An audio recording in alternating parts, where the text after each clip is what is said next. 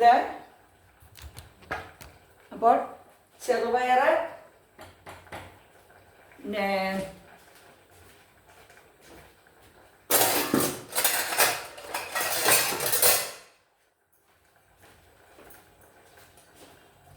ഇതിനകത്ത് ചെറുപയർ,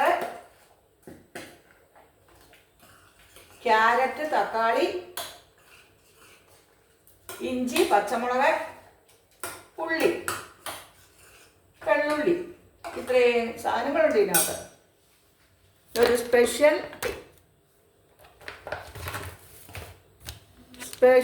ചെറുപയർ കറിയാണ്. പുട്ടിന് ഒരു സ്പെഷ്യൽ ചെറുപയർ കറിയാണ്. അപ്പോൾ ഇഞ്ചി, പച്ചമുളക്, കറിവേപ്പില, ഉള്ളി, വെള്ളുള്ളി, ക്യാരറ്റ്, ചെറുപയർ, ഉപ്പ്, മഞ്ഞൾപ്പൊടി ഇത്രയും കൂടിയിട്ട് വെന്തതാണിത്. ഇനി ഇതിലേക്ക് ഇത്തിരി ഉപ്പൂടെ വേണം. ഉപ്പൊന്നും ഒരുപാട് വേണ്ട കേട്ടോ, വാരിയിട്ട് വെന്തു കേട്ടോ. പുട്ടിനുള്ള നല്ലൊരു കറിയാണിത്.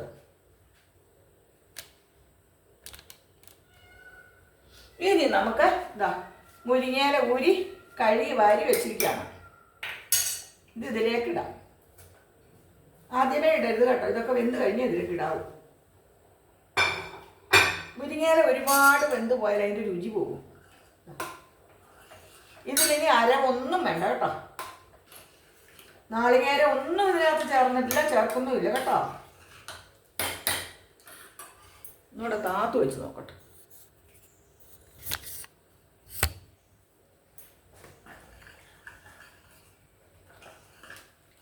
മുരിങ്ങയില ഇട്ടു.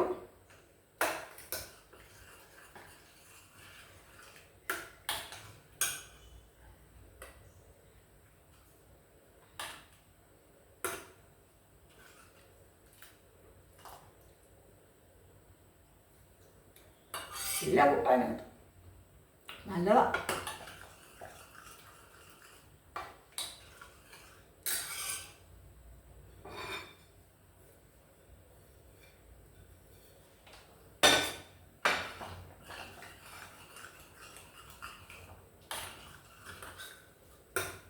ഇനി ഇതിലൊന്നും വേണ്ട കേട്ടോ, ഇതിലെല്ലാം ഉണ്ട്. ഇത് ശരിക്കും പറഞ്ഞാൽ പുട്ടിൻ്റെ ആവശ്യമില്ല, ഇത് തന്നെ കഴിച്ചാൽ മതി. ഇതൊരു നല്ലൊരു സൂപ്പും കൂടെ. ഇത്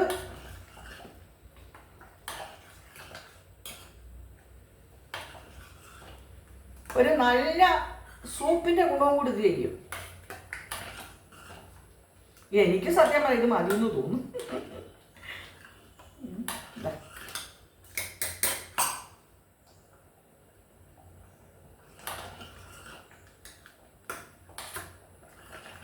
ഈ മുരിങ്ങയില ഉണ്ടല്ലോ, ഇവനാണിതിലെ അവൻ.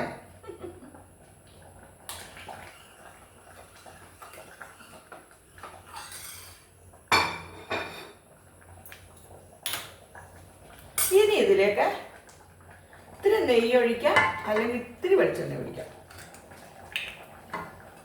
ഇത്തിരി വെളിച്ചെണ്ണ ലേശം മതി കേട്ടോ.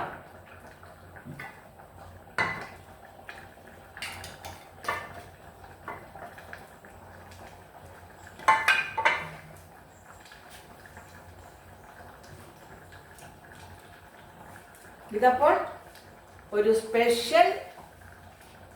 സ്പെഷ്യൽ ചെറുപയർ കറിയാണിത് കേട്ടോ. നെയ്യ് ഇഷ്ടമുള്ളവർക്ക് നെയ്യ് ഉപയോഗിക്കാം. നോക്കാം, ഇതൊരു ബെസ്റ്റ് സൂപ്പുമാണ്.